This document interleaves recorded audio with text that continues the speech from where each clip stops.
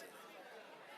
Cinema കണ്ടില്ല ഇളകാണ്ട് വലിയ ഒരുപാട് ദിവസം ഇതൊന്നും ചെയ്താൽ ഇത് അങ്ങനെയാണ്, ഇത് റൗണ്ടാണ്, ഇത് ഇങ്ങനെ റൗണ്ടാണ്, മറ്റേത് താഴെയില്ല കേട്ടോ, നല്ല ചെയ്തത്.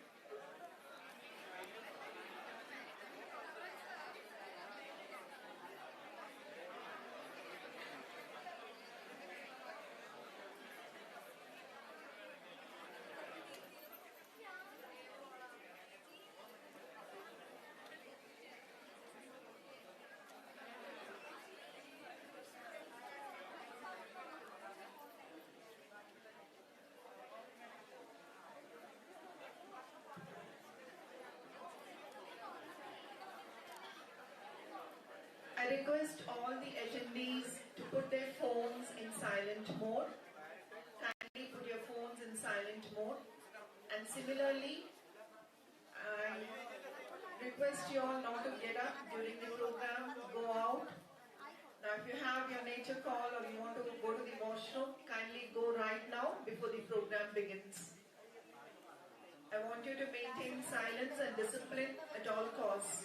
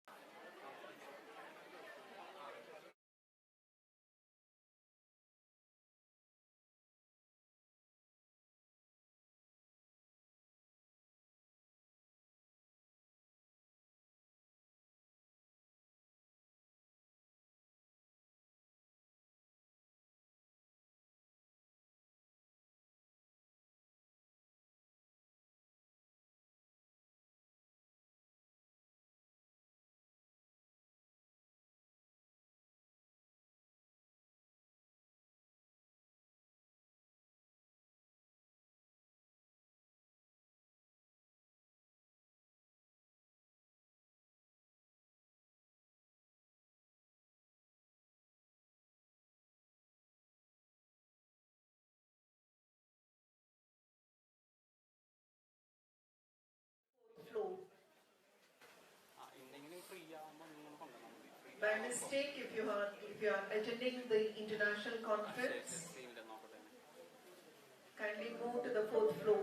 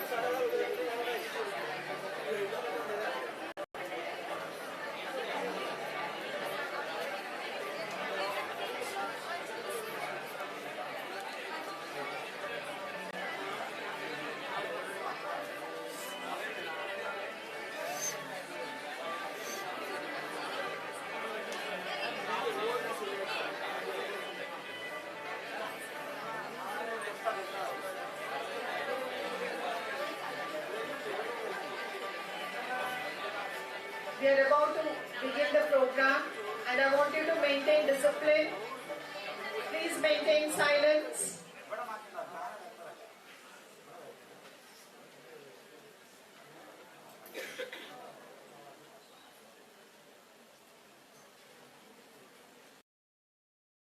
The guests are here and I request you all to give a standing ovation to Advocate Dr. P. Krishnadas, Vice Admiral G. Ashok Kumar, Shri Shitej Ranjan, Captain Anish Joseph, Dr. Sanjeet Ruhal, Dr. Abhay Singh Thakur, Dr. P. Krishna Kumar, and all the dignitaries.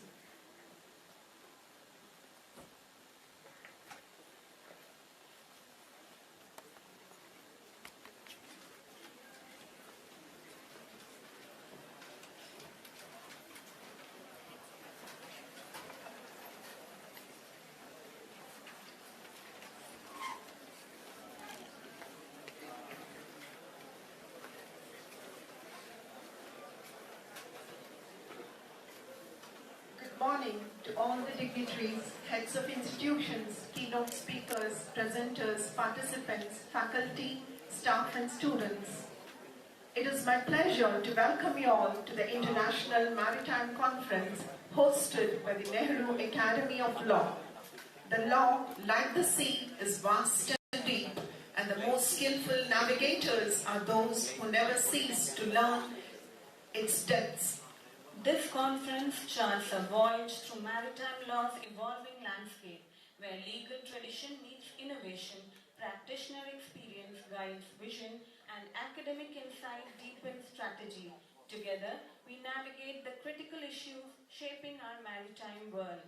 Once again, I welcome all our honored guests, resource persons, contributors, participants, faculty members and students to the Nehru Academy of Law International Maritime Conference 2025.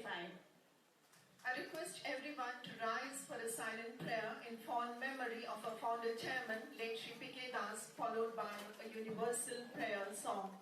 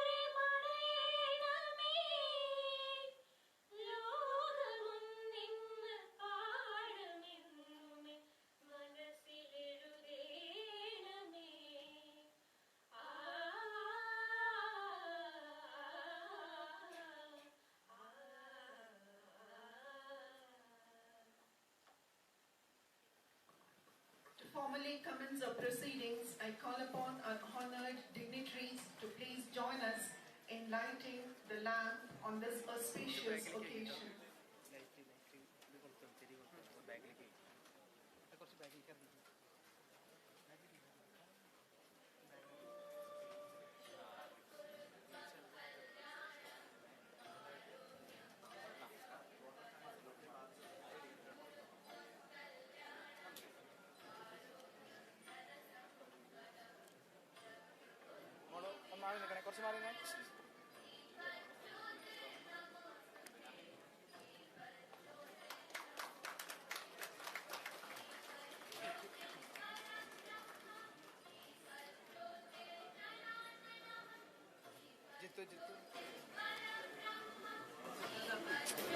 ഇത് കൊണ്ട് പോരുത് അങ്ങോട്ട് കേട്ടോ, ഇവിടെ നിർത്താൻ.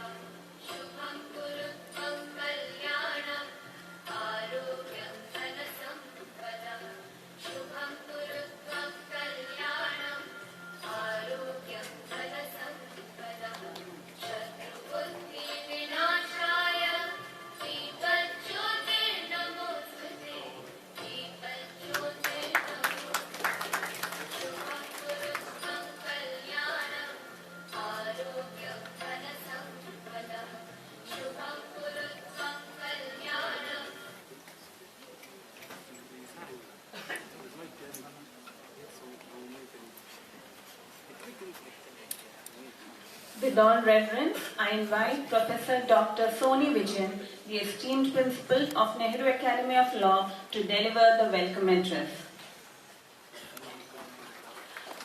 Good morning, one and all. Respected dignitaries on stage and of the dais. With a note on this conference concept, let me move on to the duty conferred on me to welcome you all to this auspicious occasion, the inaugural function of the first Nehru Academy of Law International Maritime Conference, NAL-IMC 2025. So this conference holds a special relevance for Kerala. Our state, blessed with a long and eco-sensitive coastline, is at a crossroads. On the one hand, we see increasing vessel traffic movements with expanding trade and tourism, while on the other we must safeguard our fragile ecosystems, coastal ecosystems and communities. This reality calls for preparedness in terms of safety, maritime governance and legal frameworks to prevent accidents, casualties and environmental damage.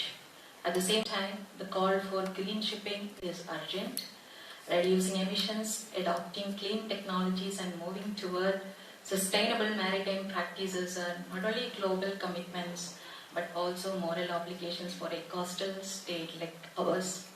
So this conference is in alignment with United Nations Sustainable Development Goal 14, which is for the conservation of life below the sea. Often we forget that life originated in water and our duty and our obligation to conserve it.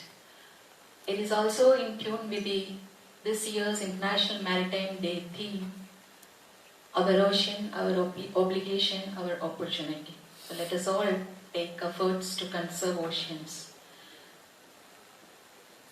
At the outset, let me extend a warm welcome to the President of this auspicious function, Advocate Dr. P. Krishna Das, Honorary Trade Commissioner of Mauritius, India, Chancellor P.K. Das, deemed to be University, Tamil Nadu, and Chairman and Managing Trustee, Nehru Group of Institutions. Sir, your vision and guidance continue to inspire us in every academic and institutional milestone. It is my great honor to welcome our Chief Patron, Dr. P. Krishna Kumar, Pro-Chancellor of P.K. Das, deemed to be University, and CEO and Secretary, Nehru Group of Institutions. Sir, your leadership and constant encouragement, we are grateful for your presence and support. We are honored to have with us former Vice Admiral, National Maritime Security Coordinator, Government of India, Sri G. Ashok Kumar sir. Sir, your illustrious career and dedication to maritime security set an example for all of us, and we are privileged to have your insights here today. We welcome you, sir.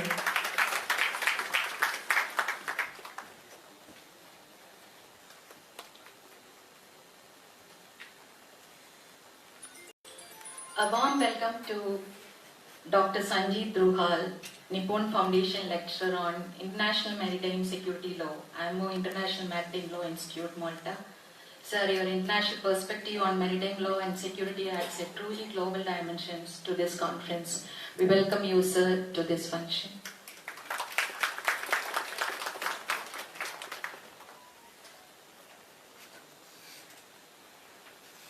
A special welcome to Sri Siddesh Ranjan sir, Ship Surveyor cum Deputy Director General of Shipping. Sir, your expertise in regulatory frameworks and shipping safety is vital to the themes we are exploring today. We welcome you, sir, to this function.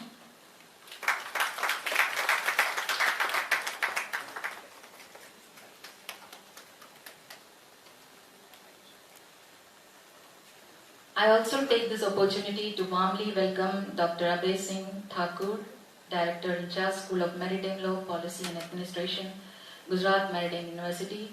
Sir, your leadership in shaping maritime law education and policy is of immense importance to our collective future. We welcome you, sir. This function is not complete without welcoming Professor Dr. S. Shantakumar sir in absentia, Director of Gujarat National Law University, Provost of Gujarat Maritime University. Unfortunately, because of some medical emergency at home, he couldn't be with us today. Sir, your academic leadership and contributions to legal education, especially in maritime law, enrich this gathering immensely. I welcome you, sir, in absentia.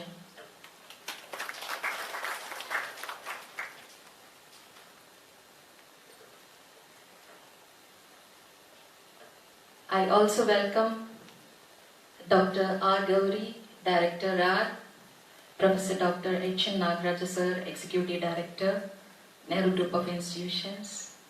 We have all the head of the institutions of the sister concerns here. Without your support and constant encouragement, this conference would not have been possible today. I appreciate it a lot and I welcome you all to this function.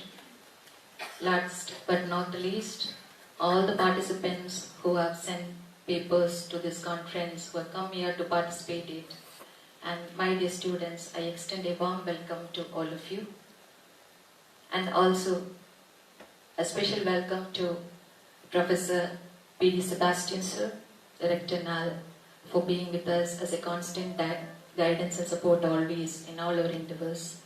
I also welcome Sri Anup Patman sir, and who is from Indian Navy, Welfare Officer, Indian Navy, was traveled all the way from Cochin to be with us today and tomorrow also for the function. He will be a special guest, and welcome you, sir, to today's inaugural function. I welcome Sri Kofi Amposha Tudu, who is Lieutenant Commandant Navy Officer from Ghana. Sir, welcome to this function. If I have forgotten anybody, please excuse me for that, but I welcome you all once again to this function. To whomever I had extended asked for a support or guidance, they wholeheartedly supported me in this conference, in organizing this conference. A warm welcome to all of you present here and participating online also. To Anish Joseph sir also, who will be participating online, joining us online. Warm welcome, sir. Thank you. Welcome you once again. Thank you, ma'am, for the heartwarming welcome, and we, on behalf of the organizing committee, welcome you to the inaugural session of the international seminar. It is my distinct honor to extend an invitation to our esteemed Chairman and Managing Trustee, Advocate Dr. P. Krishnadas, the Honorary Trade Commissioner Mauritius to India, and Chancellor of PK Das, deemed to be University, to grace us with the insightful presidential address.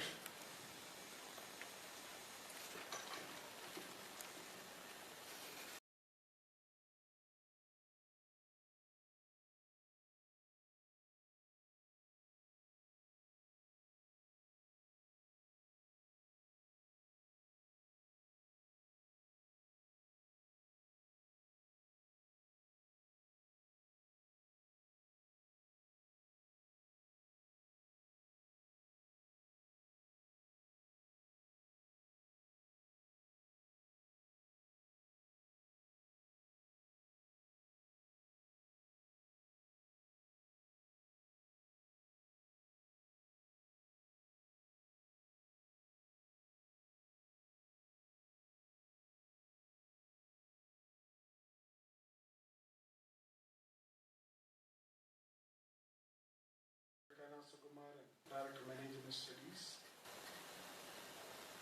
Siddharth, Conference Convener, all other distinguished heads of institutions of NGI, special guests from various other institutions, delegates, participants,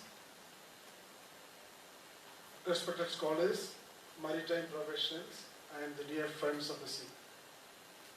Today is a wonderful session. It's going to happen today, tomorrow, and all for the theme based on our ocean, our obligation, and our opportunity. I'm just giving a brief about that.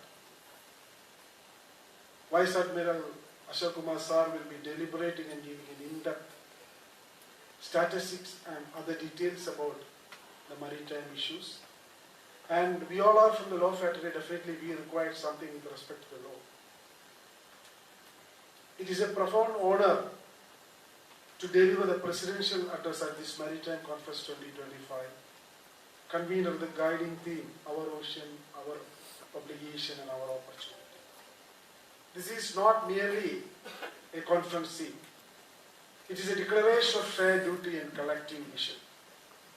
As we all know that our earth itself is covered with the ocean, where we, the creatures, living beings, are only minimum numbers and minimum percentage. The ocean is a humanity's greatest commons. It regulates climate, nurtures biodiversity, and sustains global trade, carrying nearly 90% of the world commerce. But beyond trade, it is a living classroom, teaching us resilience, interdependence, and stewardship. So, from this statement itself, we all know the importance of maritime. And when we talk about the obligations, our obligations to the oceans are not just normal, they are legal and binding. The United Nations Convention of the Law of the Sea defines the rights and responsibility of nations in the maritime zones. MARPOL Convention ensures the prevention of pollution by ships. The IMO's decarbonization strategy sets ambitious targets for reducing greenhouse gas emissions from shipping. New international agreements on plastic pollution and biodiversity beyond national jurisdiction, BBNJ, expand the legal shield protection of our oceans. But laws are only as strong as their implementation. Nations must harmonize international commitments with domestic legislation, strengthen enforcement, and uphold the rule of law at the sea. So, we are the real people who are going to protect the ocean sea in such a way, in which obligation, it happens only when we are having the commitment. Law alone is not enough. Education must accompany regulations. We must equip seafarers with given green signals, skills to handle alternative fuels and eco-friendly vessels.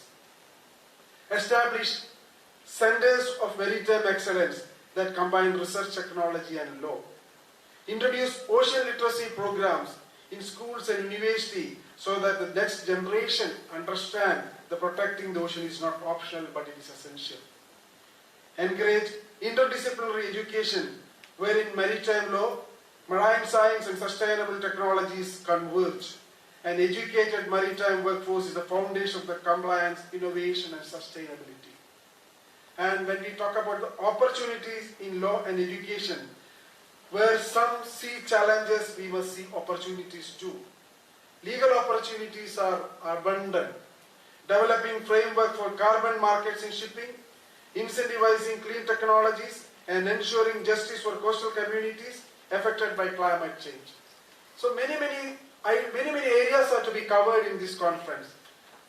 Educational opportunities using digital platforms, AI-driven simulators, and global academic exchange to prepare youth for careers in the blue economy.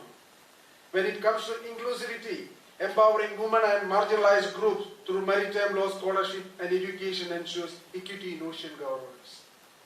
And collaboration is another anchor, wherein the ocean knows no borders, and neither should our response therefore.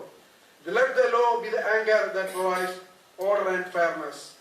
Let the education be the sail that carries innovation and inclusivity. Let the global cooperation be the compass that guide us to sustainability. Together, they can transform our obligations and into genuine opportunities. Our vision is very simple. Every ship sails with cleaner fuels. Every seafarer is trained in both technology and sustainability. Every coastal community benefits from blue economy opportunities. This is all to be discussed in this conference, and we have to identify where we have to strengthen ourselves, how to reframe and restructure the laws which are required for this maritime protection. Every nation upholds its legal obligation, ensuring the ocean is safe, secure and sustainable. Friends, the theme our ocean, our obligation, our opportunity is not a choice, but it is a mandate.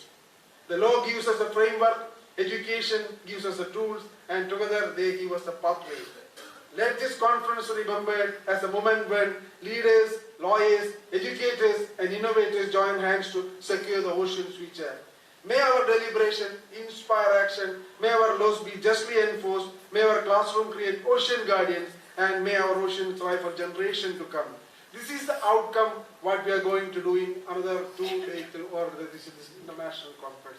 Many scholars are participating, many people are deliberating, various laws can be challenged, various formulations can be done, various solutions can be identified. So the participants of this conference, definitely you have to involve in a serious mind and serious physical presence. Then only you can be the part of this. Because the earth itself is very big. We all know that it is not something just a small atom. This is something very big. We are on the mercy of the sea. When the sea or the marine is polluted, everything is polluted. Even the oxygen produced by the oceans are more than 90% where we breathe and where we live. So my dear friends, involve in the process in such a way and be part of this international conference and be the part of the outcome, and let us mitigate something which can give to the other society or the other human beings where everybody can involve and create a good future for others. Let us work together, let us go together, and let us enjoy the conference and have a great learning from this conference. Many scholars and many wizards are coming on this platform. They are delivering their knowledge. Your knowledge can be pulled into that. You can have interactive sections. You can throw some questions to them, and definitely your clarifications will be there. I hope this is going to be a wonderful session. I wish a great success for this conference, and also I take this opportunity to thank Ashok Kumar, especially for his personal presence on this auspicious day for this inauguration, the great former Vice Admiral of Indian Maritime, and also Nehru Academy of Law principal and the other staff and other people, those who involved in this process for bringing this international conference in such a great form. Definitely hard work requires for this. A lot of work I have committed and they have done it, and outcome is a very good. Definitely my best wishes to all of you. Have a great day and a great time. Jai Hind, Jai Bharat.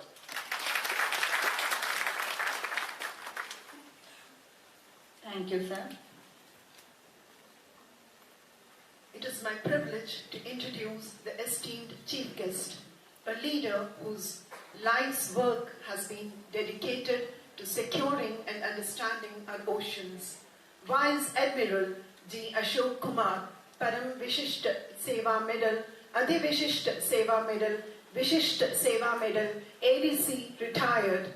With a sterling career spanning 4 decades in the Indian Navy, Vice Admiral Ashok Kumar's leadership includes serving as the Vice Chief and Deputy Chief of the Naval Staff, commanding warships and steering key operational roles across critical maritime commands.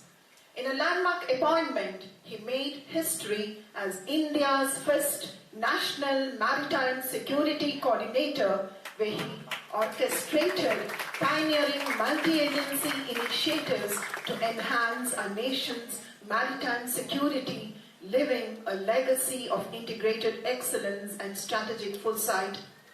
A decorated officer and a scholar at heart, he has honed his expertise and premier institutions like the Defense Services Staff College, the Army War College, and the United States Marine Corps University.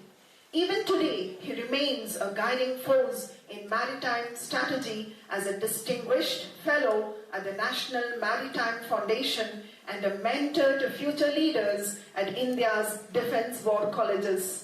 It is with immense pride and anticipation that I invite Vice Admiral D. Ashok Kumar to deliver the inaugural address. Ladies and gentlemen, please join me in extending a very warm and respectful welcome to our chief guest.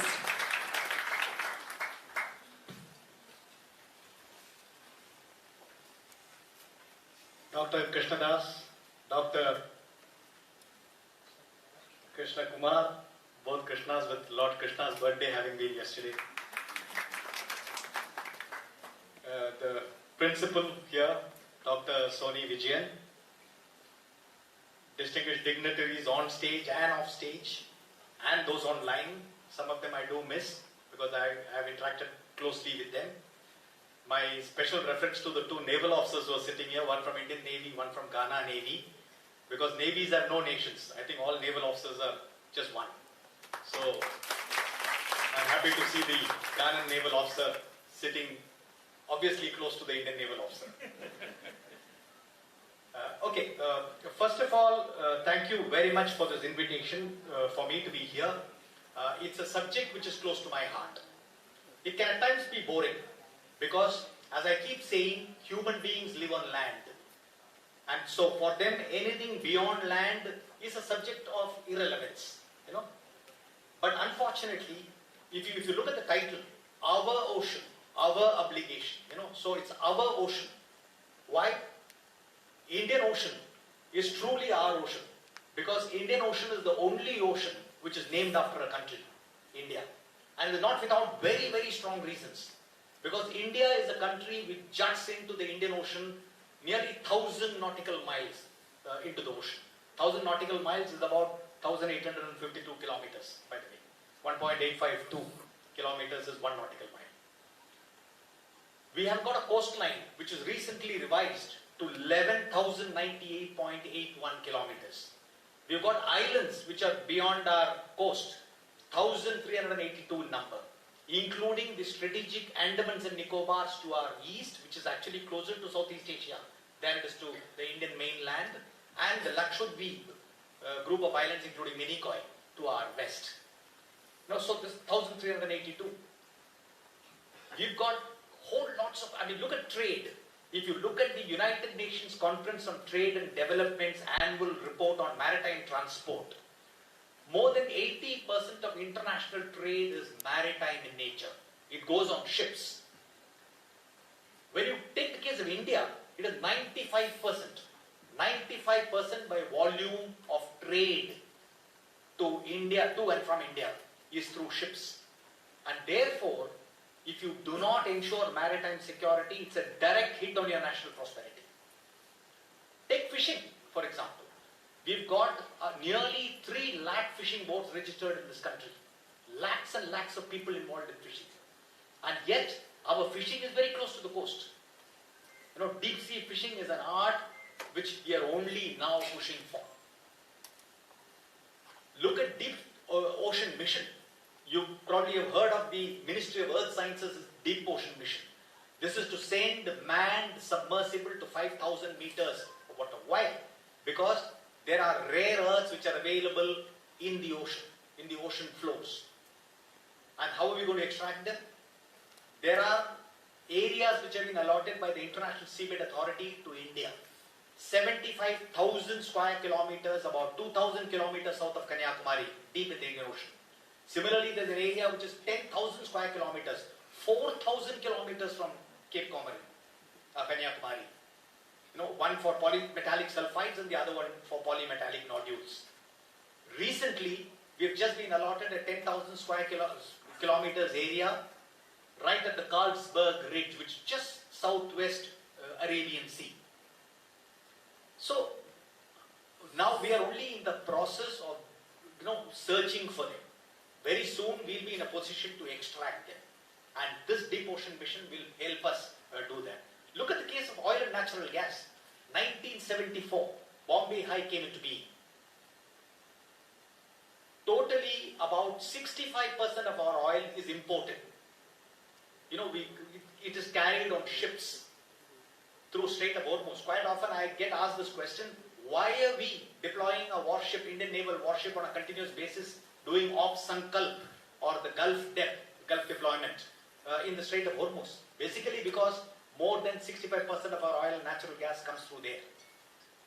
And if you don't ensure maritime security there, your petrol pumps will run dry. You can imagine what happens to societal balance if such a thing happens.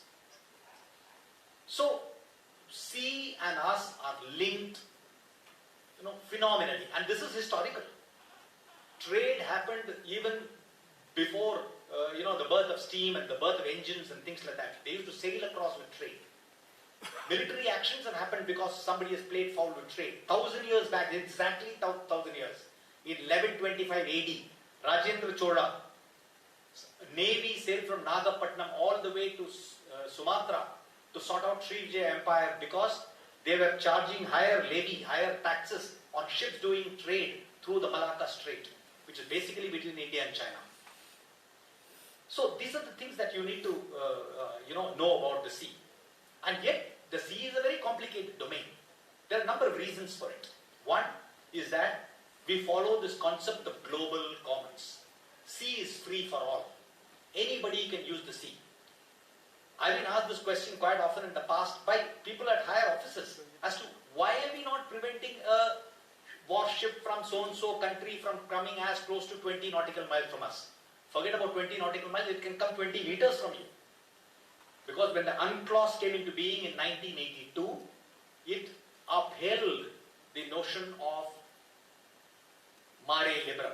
Mare liberum is open seas, free seas. The sea belongs to all. And yet the UNCLOS had to divide the areas for ships to exploit the resources. So you had a territorial waters which actually belongs to a nation, and yet there is innocent passage allowed through the territorial waters. You have an EEZ which is 200 nautical miles.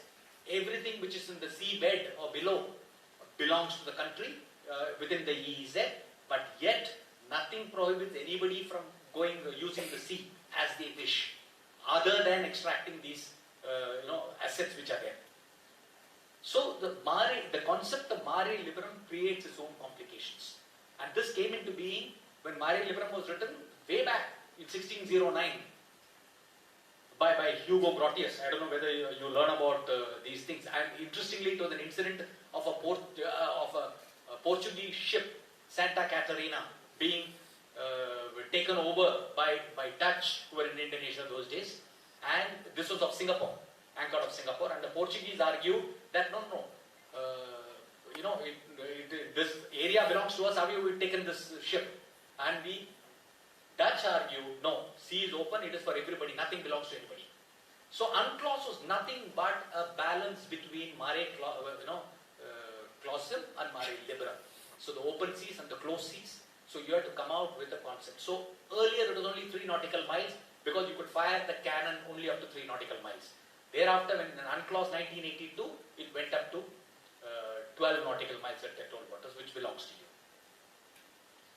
So this is extremely important for us to understand. Now, what are our maritime interests? We need to protect. Every nation had its own maritime interests. If I were to list out India's maritime interests, they are phenomenal. As I mentioned, if 95% of our trade is through the sea, the ports are economic gateways of this country. And so therefore, the ports need to be competent, efficient.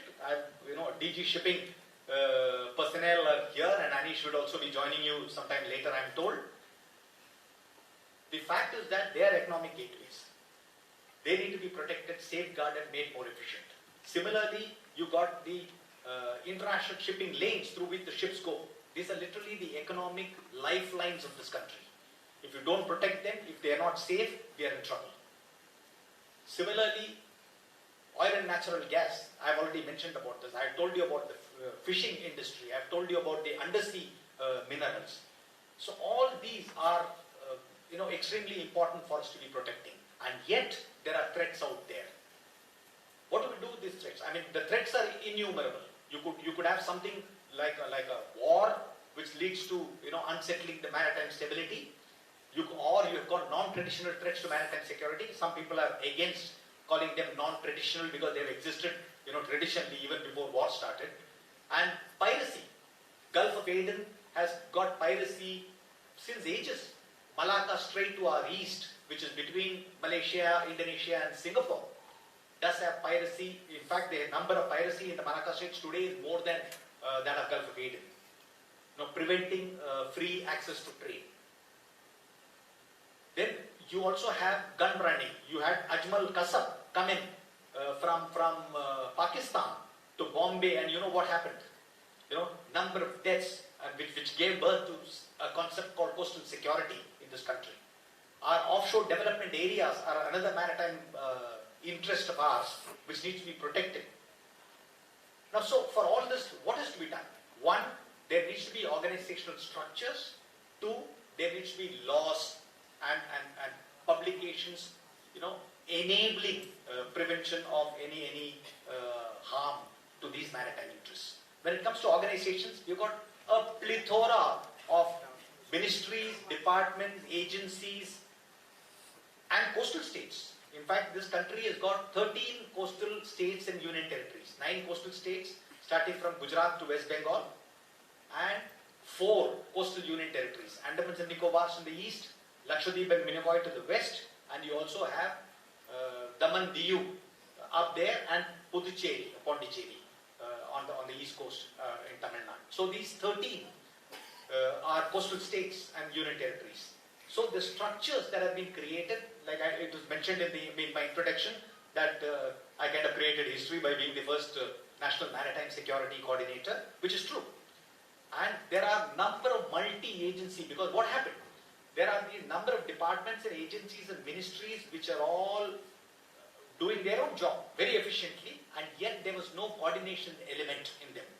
And the group of ministers report of 2001, which came out after the Kargil war that happened, early this millennium. That group of ministers report said that there is a need for a multi-agency coordinator at the apex level. And it took 20 years for the country to nominate a National Maritime Security Coordinator, and I took over that job.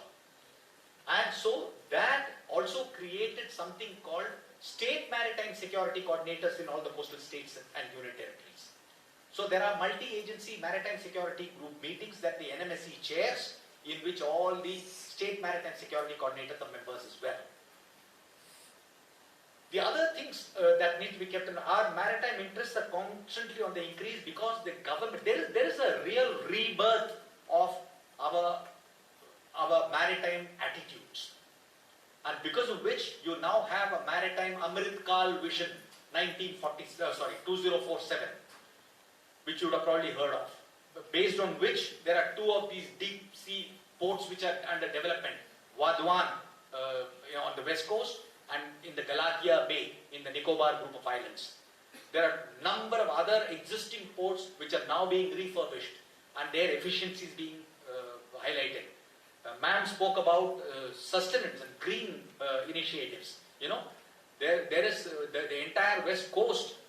The aim is to make it kind of green, all the ports, especially the Deen Dayal port and the Chidambarnar port at Tuticorin. There is constant efforts on to enhance their states as green harbours. I spoke about the Maritime Amrit Kal Vision 2047. We also have, for fishing, there is this Maritime Fishing Act, the Indian Marine Fisheries Act, which is about to be signed. The Shipping Ministry in 2025 has been a very golden year for various rules and regulations. We now have the MS Act, the Merchant Shipping Act, 1958 revised, in 2025. We have the Indian Ports Act, 1908 revised. We now have, so all these acts have passed and they are only going to make things better, make the maritime domain a lot more efficient than it was earlier. We also have something called the RFMOs, Regional Fisheries Management Organizations. The IOTC, the Indian Ocean Tuna Commission, or the COFA, which is the South Indian Ocean Fisheries Association. There is nothing existing for Arabian and Bay of Bengal. So there is now a push to create new regional fisheries management organizations in these regions as well for sustenance fishing. We are also, as you are aware, the government has now signed the BBNJ, biodiversity beyond national jurisdiction, which is also called the High Seas Treaty, which is about to be ratified after Parliament nod. So these are things which are constantly enhancing India's maritime status. We have a Maritime Zones of India Act. I don't know how many of you have seen that or read that. This came out in 1976, 6 years before UNCLOS came into being. Now there are a couple of things in the MZI Act of 1976 which were missing as compared to what UNCLOS allowed you to. Basically because it predated UNCLOS. So when the UNCLOS came about, what we have now done is to revise the MZI Act, because there was a concept of straight baselines which are allowed as per the MZI, as per the UNCLOS, but not mentioned in the MZI Act. There is something called internal waters, which is between the baseline and the coastline, not mentioned in MZI Act, catered for in the UNCLOS. So catering for all this, the MZI Act has now been received. It is now being pushed for by the Ministry of External Affairs, and hopefully it should be a reality soon. So there are a lot of things, and maritime domain is a very interesting domain of today. Our future definitely depends upon safety and security of the maritime domain and our ability to exploit the maritime domain. That is why you find a lot of security developments as well in and around. No country has ever been a major power in the world historically without having been a major maritime power. That is why India's aspirations are linked to the maritime domain. India's rise to great power status is linked to the maritime domain, and the faster we get our act together, the better it is for India's prosperity and the well-being of the people. Thank you. Thank you, sir. We profound insights drawn from a lifetime of unparalleled service and leadership in safeguarding our nation's maritime frontiers. A bright introduction to our guest of honor, Mr. Kshitej Ranjan, Ship Surveyor cum Deputy Director General of Shipping at the Mercantile Marine Department in Cochin, a distinguished naval architect from the prestigious Indian Institute of Technology, Madras.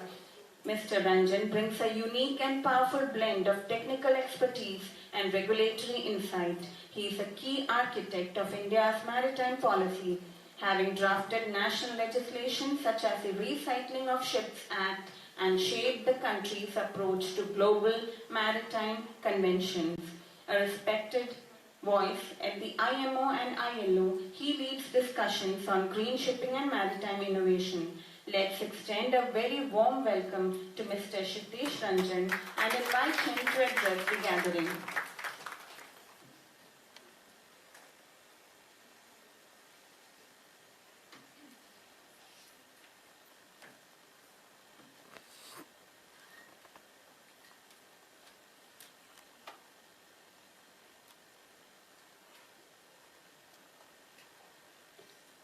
Good morning all. First of all, I would pay my respect to the sir and my own professor as well, and I'm talking about Professor Sanjit Ruhal. I remember being at the Indy Malta and being under his tutelage and guide, who took me through the years, and it was quite rigorous, but it never felt like the one. And thank you, Nehru Academy of the Law, for inviting me for this August forum.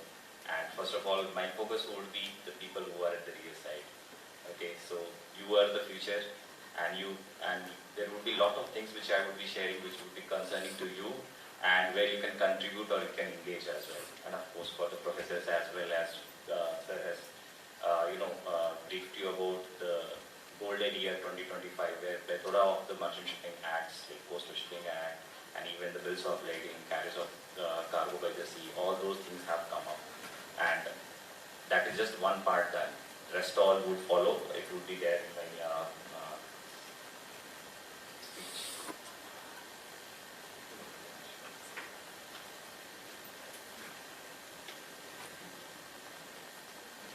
So meanwhile the technology would follow me, try to follow me. I will still go with the course. So just to give about a brief journey of myself. So I'm a basically graduate naval architect, started my journey with the shipyard and then moved to a classification society.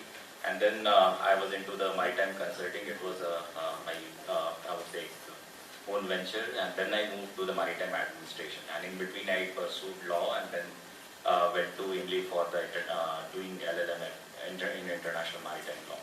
So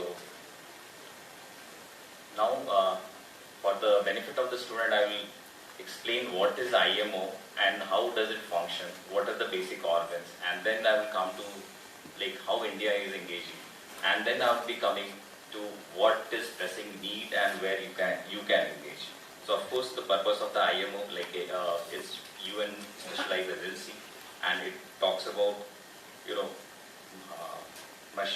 cooperation among the government in the field of regulation practices related to the technical matters. So basically in the shipping, it's not one country's prerogative. The ships of one country goes to another country. Even with one country, there are different nationality associated one way or the other way. It could be carrying cargo from one source to the another destination. It could have a seafarer from different nation. It could have a management company from a different nation. It could be a classification society coming out totally out of the different nation, and those certain classification societies, they don't have even a characteristic of a country itself. So it's like a very multidisciplinary technical regulation contract, and as far as the different multinational connection to the ship. So in that context, homogeneity is very much important, and therefore the organizations like IMO comes into the picture, which streamlines the regulation and the standards. Next.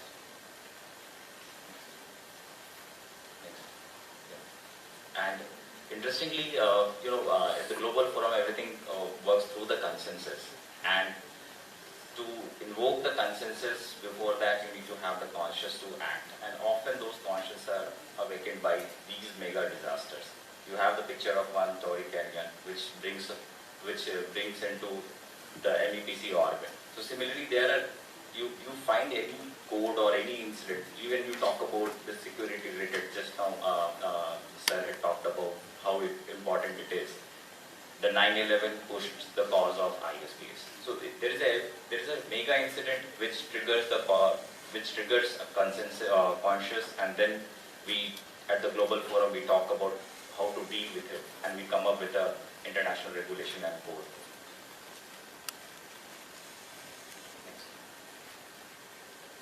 So this is the basic structure. This slide would be shared with the students so that they can go through it as and when they want.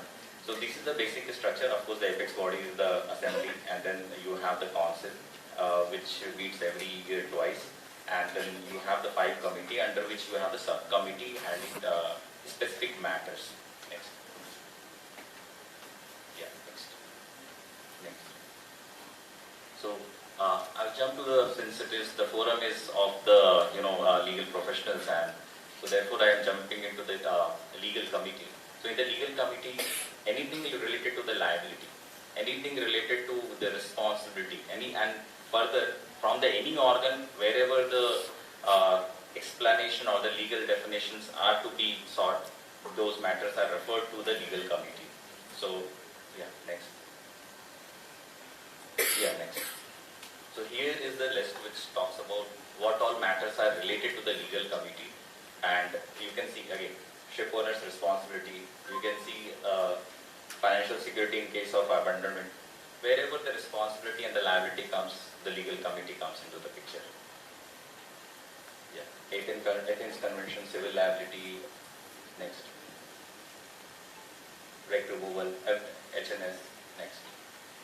So now coming to what has transpired recently, like I had the opportunity to be there and lead the delegation at 111th legal committee, and subsequently we followed it up at the 112th as well this year, and we raised a certain very pertinent issue which were bothering us.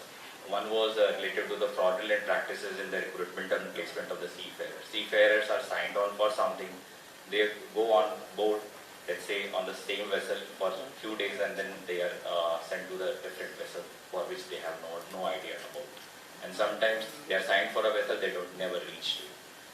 These are just examples, but the number of incident what we saw was very alarming. So therefore we raised this issue and we got the unequivocal support, and members coming up saying that this paper was put up without having a specific agenda of the committee.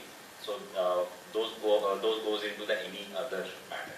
So when this paper was put into that, the member said it should have been one of the first priority, not the any other. So that kind of the support we got, and then the next item was related to the security aspect. So we see there are contemporary security threats. On that as well, we had worked out a paper and submission, on which subsequently we followed it up. We used that 111 session for the sensitization of the member state, and in the subsequent 112th session, we could push it through, and this one of the new agenda item is added in that particular legal committee, and this will be taken in the subsequent legal committee 113th session. So you can see why it matters there. So like the maritime security threat has moved beyond the conventional framework. Now we can see the drone attacks. Now we can see unmanned boats ramming into the ship's hull. Even you have the cyber security threat, and I would say you see the migration issues as well, illegal ones. So there are a lot of new tangles which needs to be addressed. So therefore we had proposed this, and this was successfully taken up, and 113 would see where the final shape. The next. So now what about the other organs? So there is a Maritime Security Committee. There you have the MEPC dealing with the pollution matters, and then you have a FAL, which is more of a trade facility for the trade facilitation, and then you have a Technical Cooperation Committee, TCC. So these all things there also you will find many of the activities. If I pick MEPC, so PPR is a pollution prevention regulations. So this is one of the subcommittee which following from the 8th, 9th and 10th, finally they came up with a guideline which talks about the standards for hull biofouling cleaning and maintenance. So that is through which the invasive species can travel from one geography to another geography, and you would understand what kind of havoc can create. One resilient species coming into the new ecosystem can dominate in such a manner that it can literally make the native species go extinct. And similarly, in the MEPC, it came another very I would say recent thing which came about the GHG emission. We are talking about, we have a net zero target for which how we are supposed to work. The MEPC 83 brought the text for this particular aim. Next. So these are the aims and how it is to be achieved. Of course, Sulphur 2028 is long past. Now the strategy is to reduce by 40% by 2030 and 70% by 2050. So next. So this is the timeline. We started somewhere in 2011. Like at that time, I was working the shipyard, and of course, I still remember working out the EEDI for the upcoming, design of the vessels. That is the energy efficiency and design index. Again, that's more of an engineering aspect. Then we are talking about the operational efficiency. Then we came to GHG emission focus. So GHG, greenhouse gases, CO2, what is the equivalent value of the CO2 in context to the impact on the GHG, and then the methane would be on a higher side. Bigger the molecule or bigger the molecule structure, it would have the higher effect. And next. Yeah. So coming to the 83 outcome, so you have a base level for the ships to comply to. If they are their carbon emission or their GHG emission, the measure is done by the GHG fuel intensity, GFI. So GFI is measured from the well to wake, from where it is produced. It need not be, if it is a let's say new fuel, or you are using hydrogen, green hydrogen, it would be from where it is being produced, from where it is actually utilized. Wake, we call it behind the ship. When the propeller churns out, the wake forms. So that's what we are calling. From the initiation to the final thing, how much it has the footprint of the greenhouse gas emission with the intensity factor as well, because different molecules have a different effect, or the scale of the degree of the effect.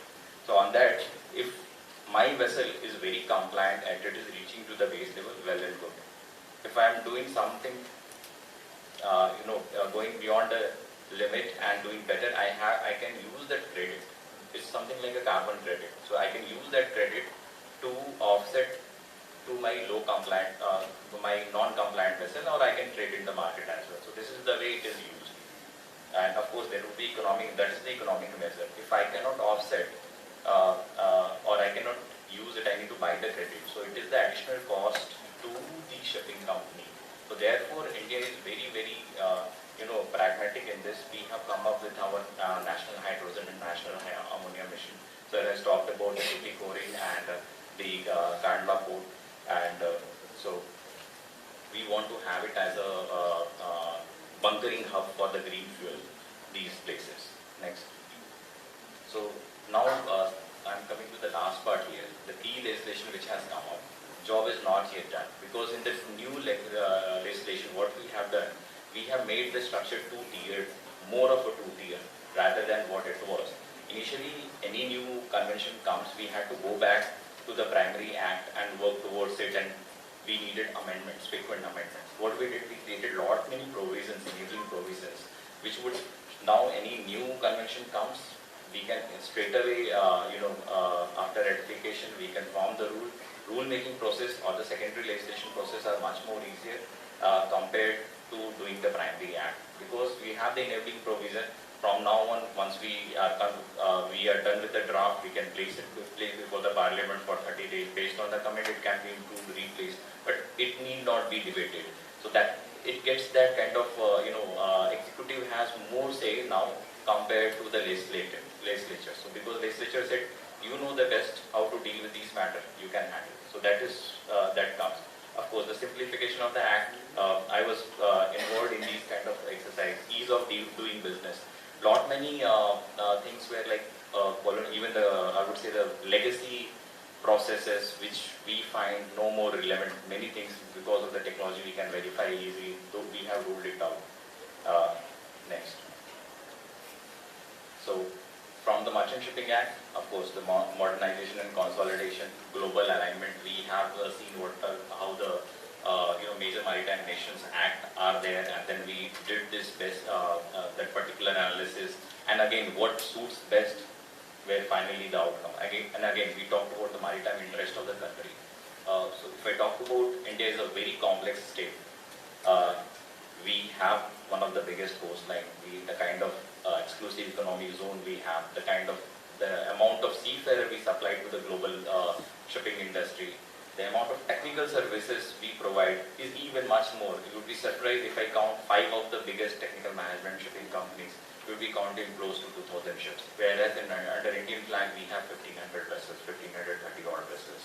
So that is the present number. And again, as per the MIV 2030 and MIV 2047, we aspire to be among the top 5 in the flagging as well and in the shipbuilding as well. So the amount of interest from the different verticals are humongous.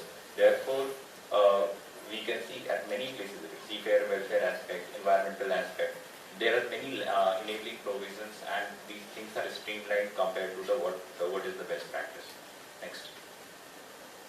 Same thing was done with we had a colonial coastal shipping act and coastal vessel act.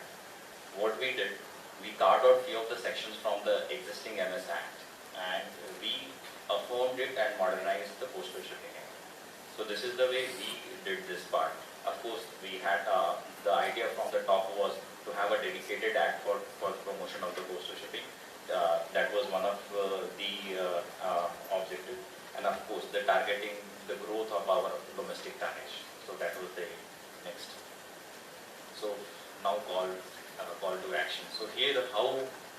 particular institution, how the people sitting behind and all the professionals can come and play the important role. So as I said, the primary act is done, but subordinate legislation work is now has commenced. DG Shipping has formed a committee, and we have a chairman for every specific committee which deals with certain matter. One would be dealing with the environmental matter, one would be dealing with the seafarers education, training and certification matter, one would be dealing about their welfare matter. So there are plethora of the issue. Even one of the major one, the umbilical or what I say is the registration and related process. I'm the member there. So these all subordinate legislation would be required. Then forms and procedures. So when we do these things, we have the committee, we have the industry stakeholder. But once the first draft will be put up, it would be open to all of you. And there you need to engage as a professional when the kind of problems, the kind of litigations you see. And even for the student, it would be a wonderful exercise when they see these things taking shape, this crystallization of these kind of subordinate legislation. You can review it, you can provide your commentary based on what experiences you had. Those professionals, legal professionals engaged in the litigation would have a much better view as well. And even the academician, they can do the best practice research and see from their, I would say, expertise area and provide the valuable comment where we can shape the subsidiary legislation in a much more robust manner, which would, the aim is to minimize the further litigation on those interpretation and disputes. So this is from my side. Again, all the best to my young friends and students, and of course, thank you Nehru Law Academy for inviting me. Thank you, sir, for this highly insightful and valuable presentation. Our next distinguished guest is a pivotal figure in shaping the global framework of maritime law. As the prestigious Nippon Foundation lecturer at the IMO's International Maritime Law Institute in Malta, he is directly responsible for cultivating the next generation of world-class maritime legal experts. He is also an adjunct professor at Gujarat Maritime University, a prolific author, and his insights are sought after at the highest international levels, from the United Nations to the US Naval War College. It is a true privilege to have a leading voice in international maritime security law, Dr. Sanjeet Ruhal, among us. Sir, we request you to address the gathering. Well, thank you very much. First of all, let me start with the hospitality which I am receiving. I am very grateful and very privileged that it's the Indian traditions how we are treating, and Coffee would agree with me that how they have treated so well and taking care of us. Respected dignitaries on the dais and of the dais. So today's conference title, which is very special, which is Our Ocean, Our Obligations and Our Opportunities. It actually, if you translate, the oceans is ours. It does not mean that it belongs to us. It's not the particularly ownership, but rather than the obligations and responsibilities which we have, and the obligations to preserve, to protect and to use sustainably that ocean. Similarly, the responsibility is to not only to utilize for our generation, but to utilize in a way that we can be responsibly show our face to the future generations that we have done something. Otherwise, they will judge us that how we have done in our time period. So oceans, when we say that, the value is not only just in the water, but more than that, as Vice Admiral has already mentioned about the uniqueness of the sea. It is not only for that particular the water, but the resources which we have, the protein which we receive, the food security. It is related to the highways, right? So it is the reservoir for the resources, climate regulators, and the security of the food and energy. The concept of blue economy, which we usually call it, it is the resources for economic growth, social well-being, and environmentally sustainability. But these blue economy cannot ride in the legal vacuum, and every aspect from shipping to fisheries and seabed to energy security is governed by maritime law. This maritime law is not only in the international character, as we know that the United Nations Convention on Law of the Sea. But these laws, these international regulations and laws, they need to be inculcated, they need to be incorporated in our national legislation. So, the profound responsibilities required from the state. If there is an international regulations, international laws, and if they are not implemented at national level, so they will be just piece of paper. That's why we need expert at national level. As we have our director, Deputy Director General, Mr. Satish Ranjan, he is doing as at the Navy, Padman is doing how to be implemented for the purpose of the security, for the purpose of marine environment, for the purpose of the shipping aspect related to it. So for that purpose, we need to build first of all the knowledge, right, to train the students, policy makers, officers and industry and professionals so that they can contribute to the nation. Secondly, empower the nations by negotiating at international level and national level as well, just to avoid any kind of litigations or the challenges or standoff between the navies. Third, ensuring the sustainabilities to ensure that there is enough awareness to protect our environmental duties. So that's why the maritime education remains important. When we talk about maritime security, when we talk about marine environment, we usually forget about that aspect which is much more important, these educational institutions. And I'm happy to share that I'm really impressed with the infrastructure of this institution and the teacher I have interacted, they are amazing in that sense. Since maritime is becoming important, vital for us, and now the government is taking too much initiatives. In the presentations which Shitesh had shown, that so many initiatives which has been taken by the government, these initiatives can be implemented if we have the cadre of the people who can actually take it to the next level, implement, and not only we need the naval officers, but we need lawyers as well. We need certain other peoples for the maritime arbitrators who can do their jobs and the shipping activities can be run smoothly. So I congratulate for having this the important conference which has been timely and relevant to this context.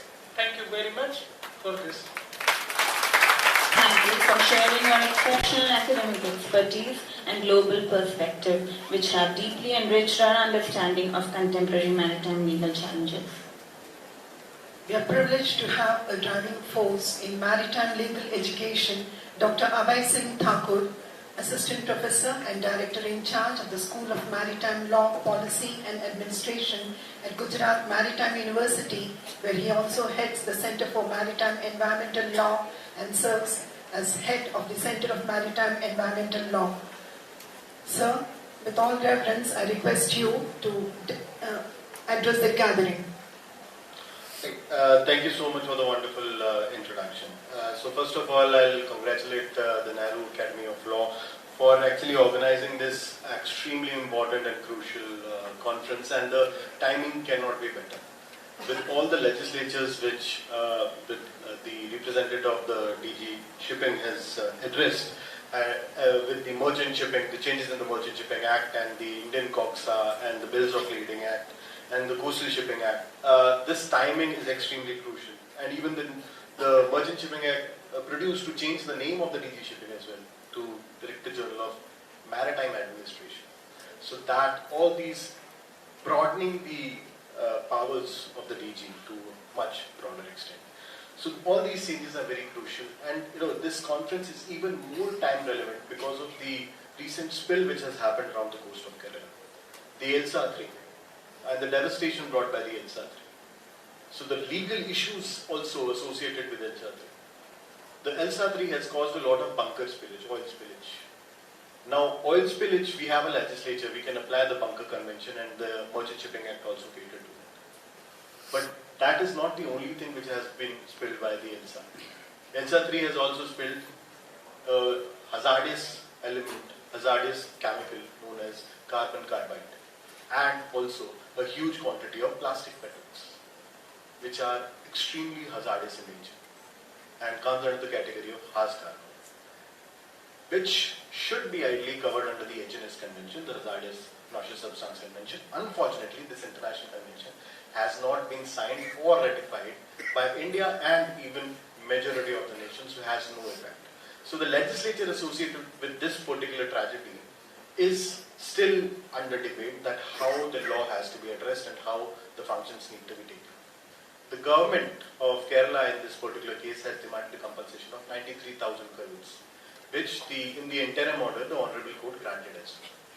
But then the ship refused, the Mediterranean Shipping Corporation, the MSC, refused to pay that compensation and has gone into revision of this particular order.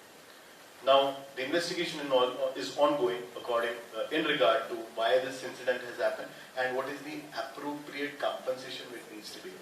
So these are all legal loopholes which exist. And this exists, the existence of legal loophole, I think the main role on the lack of law which is at place, I put the blame on academia. Because it is the academia, the Indian academia, which has ignored maritime law since inception. The law, maritime law, unfortunately have not been catered in a very high scale. We are all talking about in journal, whenever there is a course, there is something, criminal law, everybody rush towards criminal law, corporate law, and nowadays arbitration and other nuances. Unfortunately, maritime law we are not looking into. This is the most crucial area of the day. As Admiral Sir has also talked about, that the immense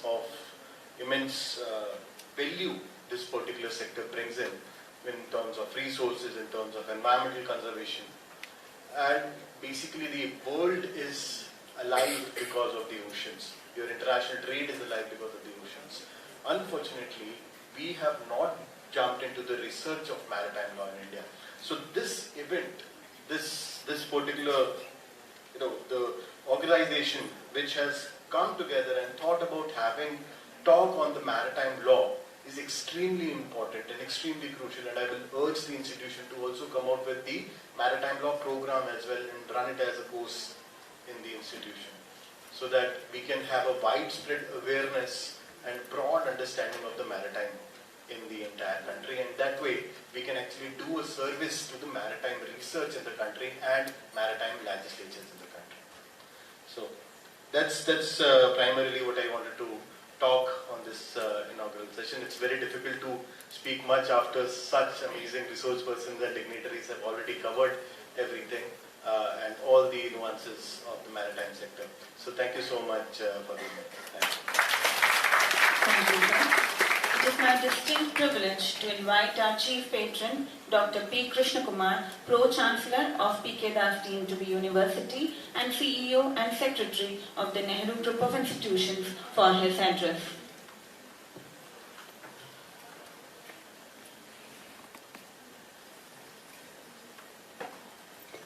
So at the outset, I feel it's a great honor and privilege to be part of this international conference organized by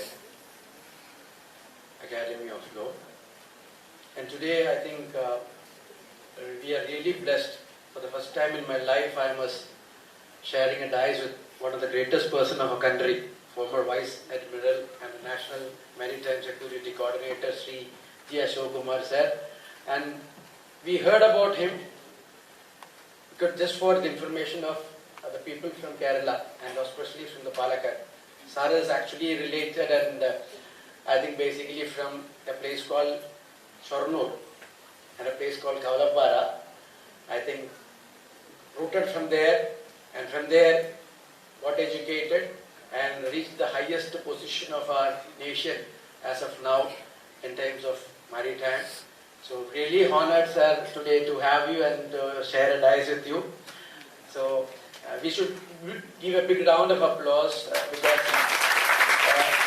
there is 40 plus years of experience. A person is sharing with us one day and also address all of you for the inaugural of this great day. And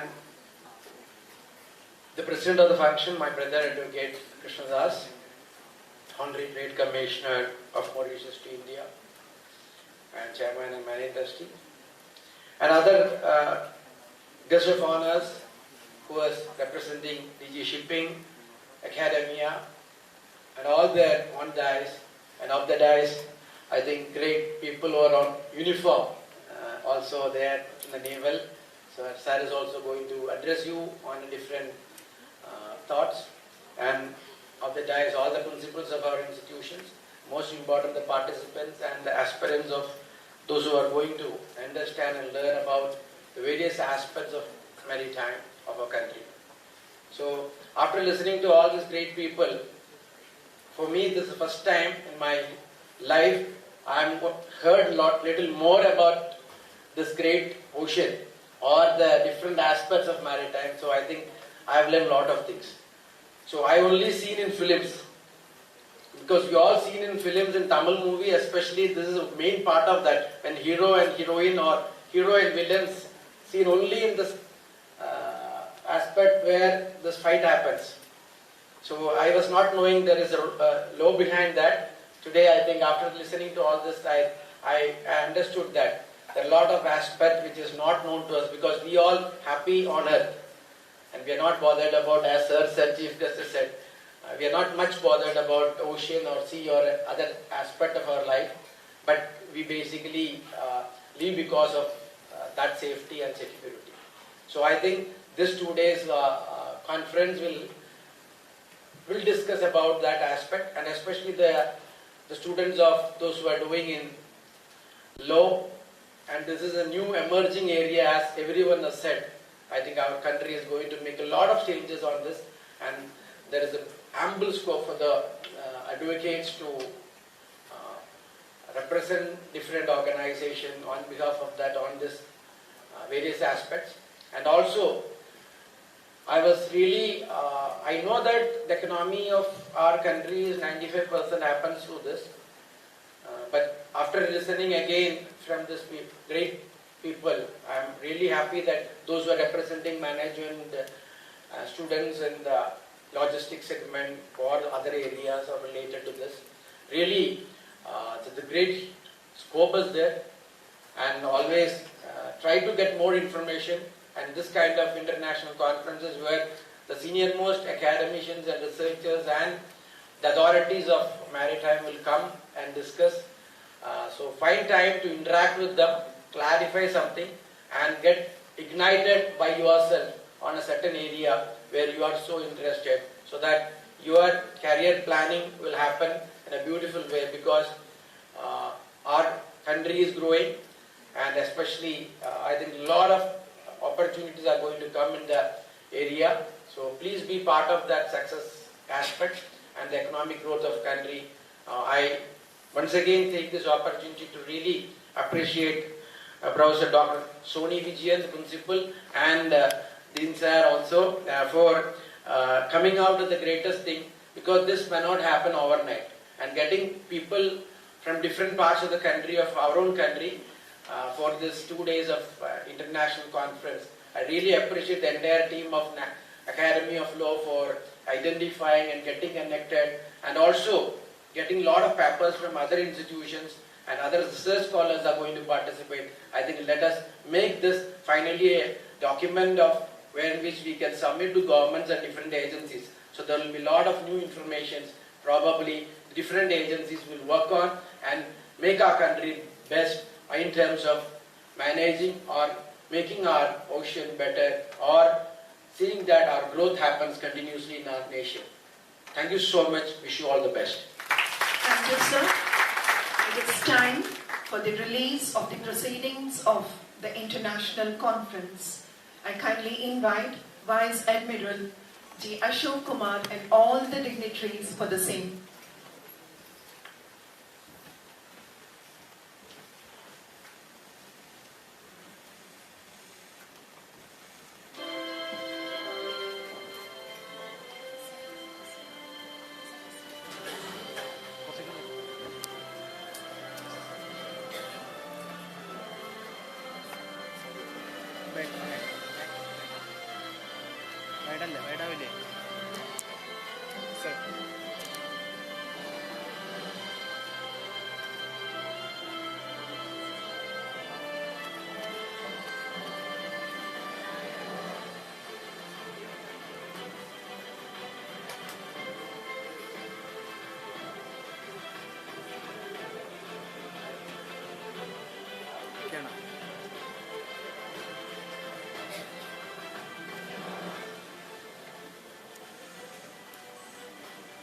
As a token of gratitude and appreciation, I request our Chairman and Managing Trustee, Advocate Dr. P. Krishnadas, to present our esteemed Chief Guest, Vice Admiral G. Ashok Kumar, with a memorable gift.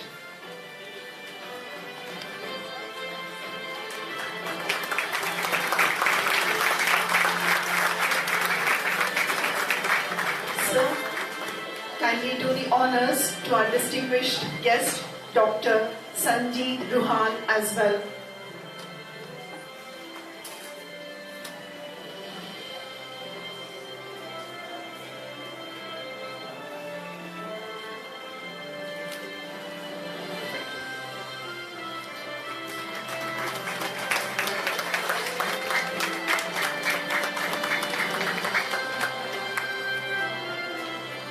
I invite our CEO and Secretary, Dr. P. Krishna Kumar, to do the honors to Dr. Abhay Singh Thakur.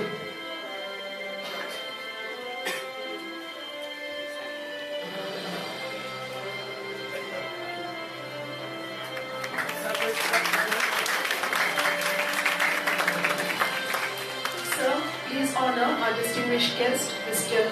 Shitesh Ranjan as well.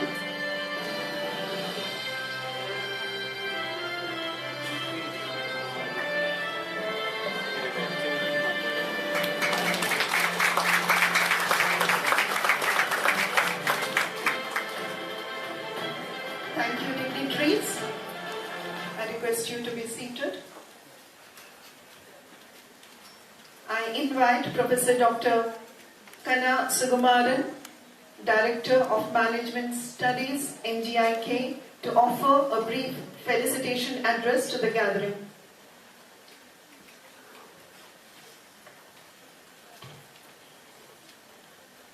Distinguished dignitaries on the dais, my dear delegates, students and friends. The theme of the conference is Maritime Law, Marine Resources, and that is part of the Sustainable Development Goals, goal number 40. That is, in 2015, United Nations declared this SDG, and accordingly 17 goals are met.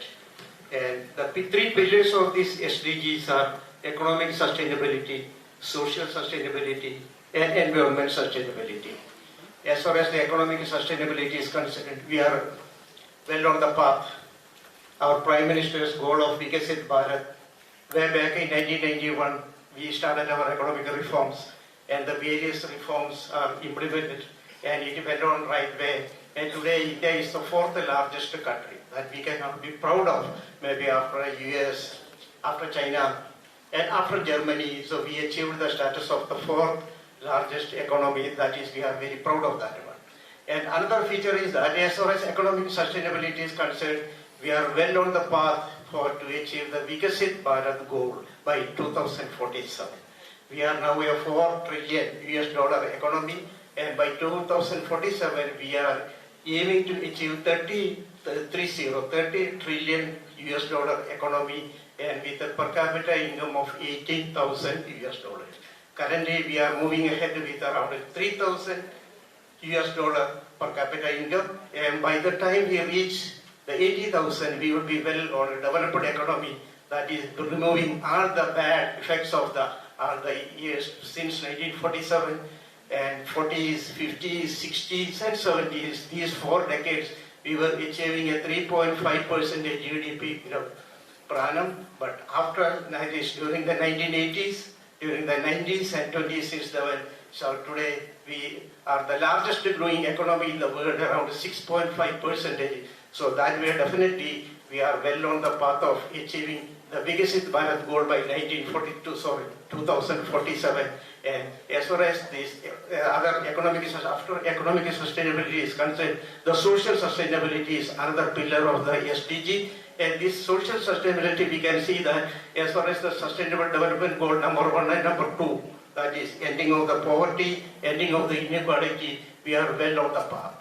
And coming to the environment sustainability, as far as the theme of the conference, the marine resources, etc. So definitely, even though we cannot achieve to the right estimates of the United Nations, so definitely there is progress on that one. And the conference organized by Nehru School of Law. So this is very relevant and will contribute to the overall environment sustainability. Thank you so much for involving me also in this conference. Thank you. Thank you, sir.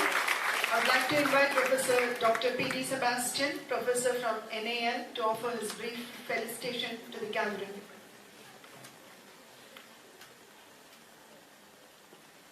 Most respected President of today's function, Delegate Dr. P. Krishnadas and other dignitaries on off the dais.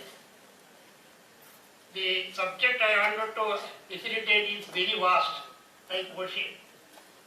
I don't know where to start and where to end. But within 3 to 4 minutes I will complete it. Now what you will find is a threat that you are going to face tomorrow. Actually, it has been mentioned about deep sea mining. It's a major issue that we are going to face. Because deep sea mining started in 1970 and thereafter it has slowly, because it is a very technical, and subsequently you will find till the International Seabed Authority has been formed. You will find the countries are trying, India is also there. But the major issue is, if deep sea mining takes place, it will result into climatic change. But because there you will find a deep ocean plays a critical role in regulating the Earth's climate by absorbing the vast amount of carbon in the sea floor sediments. And these sediments are going to be affected when there is a mining that is taking place. And it will lead to releasing of the carbon, which will lead to climatic change. Now itself we are facing the situation. And if this continues, you will find the release of the stored carbon will alter the ocean chemistry. And as a result of that, you will find reduce the ocean's ability to regulate the climate. So this is tomorrow the phase that you are going to face. All those things you will find from the territorial waters to the calendar principles. Then we come to the continental zone, exclusive economic zone and all, where you will find the diminishing sovereignty to vanishing sovereignty. Beyond the economic zone, 200 nautical miles, you will find the SEZ, the sovereignty vanishes, and simply it will come. High sea is the property of nobody, that is everybody's property. When it is nobody's property, everybody's property, the high sea is being exploited and the countries are not in a position to regulate their activities. And the United Nations trying its level best how far the sea can be protected, because 90.8% of the whole earth is covered by sea. And the whole sea is controlling our whole climatic conditions. And uncontrolled exploitation of the sea is going to be a disaster tomorrow. So this is a matter closely associated with the maritime law, and the Seabed Authority of the United Nations Law of the Sea, and based on that the authority has been formed, licensing has been included. India is also a part of that. And where we find India is having one of the largest sea boundary, and there are sea-locked states, and under these circumstances you will find India plays a crucial role in maritime and maritime law. And I hope this seminar is going to bring out sustainable development programs, and the CEO suggested we will be able to coordinate and sum up and submit it to the appropriate authority so that tomorrow the lawmakers will take into account the outcome of our seminar. I wish all the success. Thank you. Thank you, sir. Honorable dignitaries on the dais, may I kindly request you to join the audience as Captain Anish Joseph will be joining us online and addressing the audience.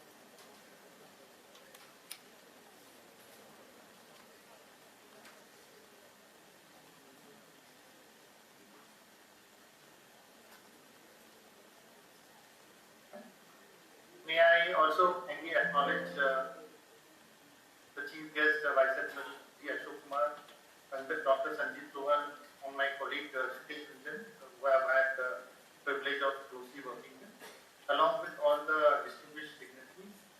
I've been privileged to hear you speak, and also it gives me immense pleasure to join you virtually at the Nehru Academy of Law International Maritime Conference 2025. Unfortunately, due to my scheduling conflicts, I was not able to come in person, but I am truly honored to share this platform. Let me also place on record my sincere thanks to Professor Dr. Soni Vijayan for the kind invitation for our vision, and along with the management team and all the faculty members in convening this international dialogue, which is deemed as our question, our obligation, our opportunity, which I feel is profoundly relevant in this current scenario. We had a lot of our distinguished speakers talk about the importance of shipping, the importance of ocean. One very element of this is the connectivity and how it regulates the environment, whether it is the physical traits such as the climate, biodiversity, or the connection to trade and culture. But currently we are having a lot of strains which can be attributed to the safety and security concerns linked to shipping, as well as the pollution, over-exploitation, and climate change. So this makes our obligation to safeguard them, which is an urgent requirement, non-negotiable. There are certain initiatives which are starting from the United Nations into translating to our government in India, but we have an opportunity where we have to come together, innovate, collaborate, and also work on the legal frameworks, which are the guiding principles and when we take this route, so that our seats are secured for the future generations. And let me also acknowledge what is very unique about this conference is its interdisciplinary spirit, whether it's the law, governance, academia, and the industry which is converged here. I feel that we can come out with a collective solution, and platforms such as this particular conference give us a chance to learn from each other. And so I am very privileged to be there. I am joining you online. I will not be making any technical statements now because I have a session to follow. But I would also like to highlight that every participant has a meaningful role, whether it is the students who are our thought leaders for the future, or the faculty and researchers who are our knowledge architects, as well as providing the foundation to the students, and the practitioners, policy makers, who are the bridge between our vision which we are having and eventually the reality. Our government is also working. We have specific policy visions, the Maritime India vision, as well as the Maritime Amrit Kaal vision, where 2047 we try and achieve 100 years of freedom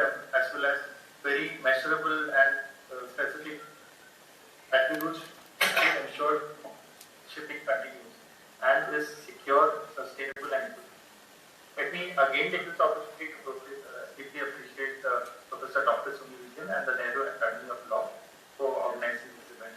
I wish all the participants inspired discussion and fruitful presentation. Thank you. Thank you, Captain Anish, for your insightful words. I now invite Advocate Siddharth T, Assistant Professor and Conference Convener, Nehru Academy of Law, to propose the vote of thanks.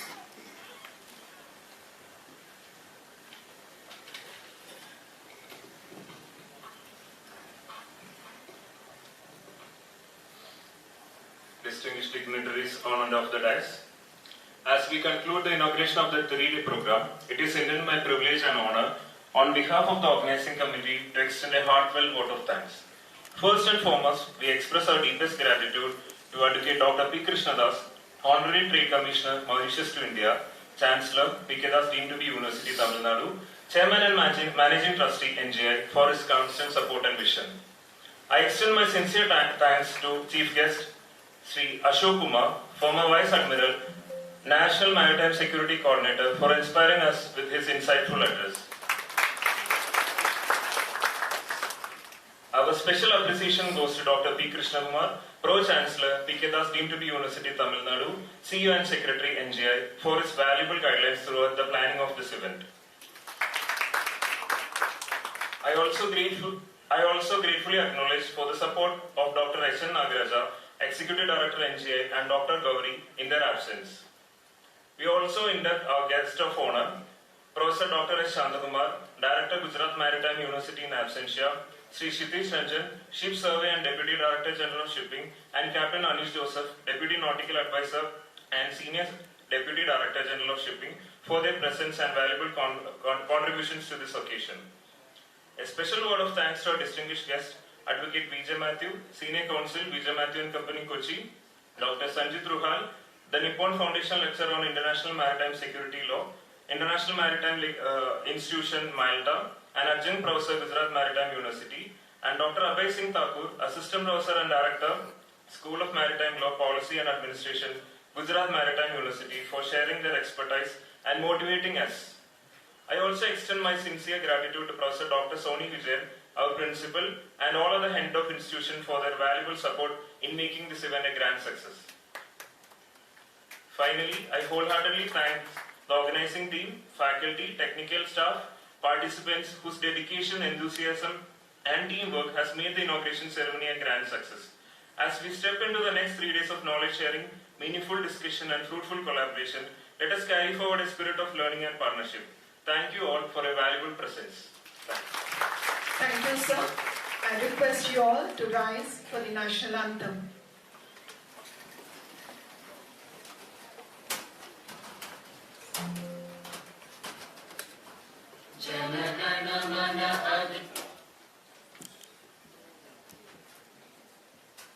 जय हे भारत भाग्य विधाता, पंजाब सिंध गुजरात मराठा द्राविड उत्कल गंगा, विंध्य हिमाचल यमुना गंगा उच्चल जलधि तरंगा, तव शुभ नामे जागे, तव शुभ आशीष मांगे, गाहे तव जय गाथा, जन गण मंगल दायक जय हे भारत भाग्य विधाता, जय हे जय हे जय हे, जय जय जय जय हे।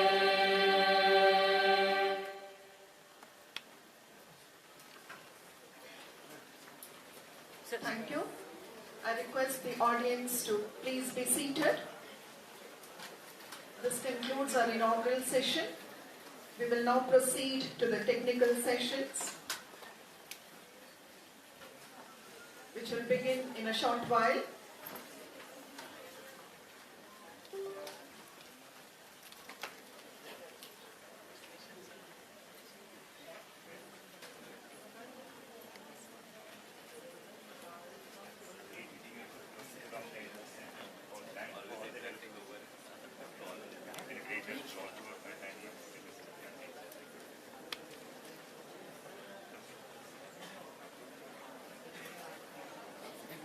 parallel sessions in Shastra Hall as well as room number 110.